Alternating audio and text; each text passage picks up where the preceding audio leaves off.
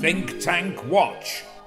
On today's Think Tank Watch, we're back to Emily Carver from the think tank, the Institute of Economic Affairs.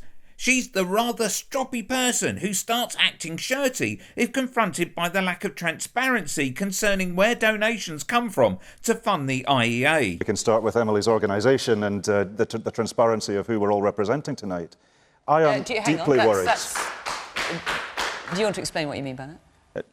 The organisation that Emily's representing the Institute of Economic Affairs. The Institute of Economic Affairs has been rated by various other think tanks as being non-transparent in the financing of its organisation.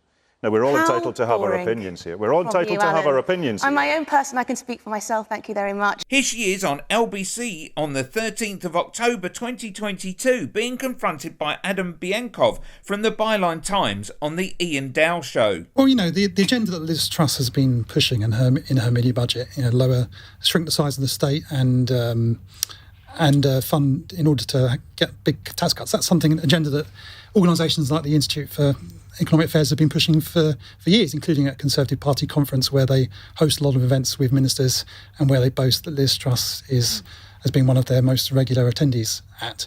And so I think it does matter who funds these organisations, because often people from these organisations appear, you know, quite rightly on programmes like this, and there isn't the question of who is actually funding the positions, funding the research. Is your accusation with me sitting on this panel that somehow what I am saying is paid for?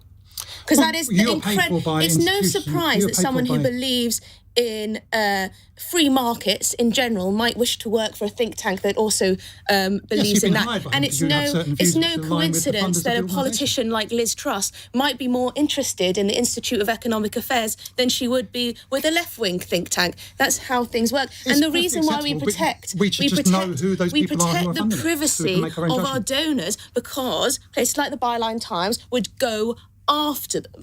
Right? You know, people are allowed their privacy. It's a right.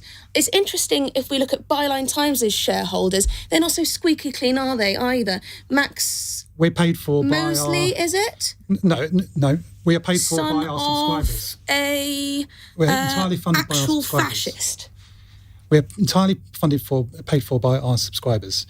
And people can look at who our shareholders are, and people can, and we put our subscribers on the front of our newspaper. People can't look at the IEA and see who funds them. They can see a breakdown. They can see a breakdown. Some of our donors. There's no real breakdown on the website. Say where they're from. Misleading listeners by suggesting there is.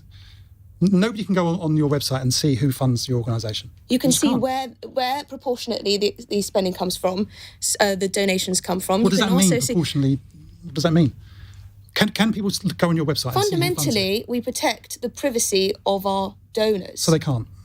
They can look at the proportion, and also some of our donors do express that openly. But you have to understand that if you aren't transparent, and what was the saying, transparency is the best form of disinfectant, if you aren't transparent, then of course people are going to think the worst, aren't they? They're going to imagine that a fossil fuel company will have paid you to come out with a report which says something that happens to be quite obliging to them. Now, I've had dealings with think tanks on the left and right for probably 30 years, and I genuinely don't believe that sort of thing goes on. That you have paid. Well, that's against the law. You have paid for research. That's not what happens. No, but don't you see that you're kind of feeding into this narrative that it does happen, and that's people suspect I would believe that if it weren't for the fact that the accusations that come our way are by people who fundamentally disagree with the ideology or the policy proposals of our think tank. Click here for another Think Tank Watch.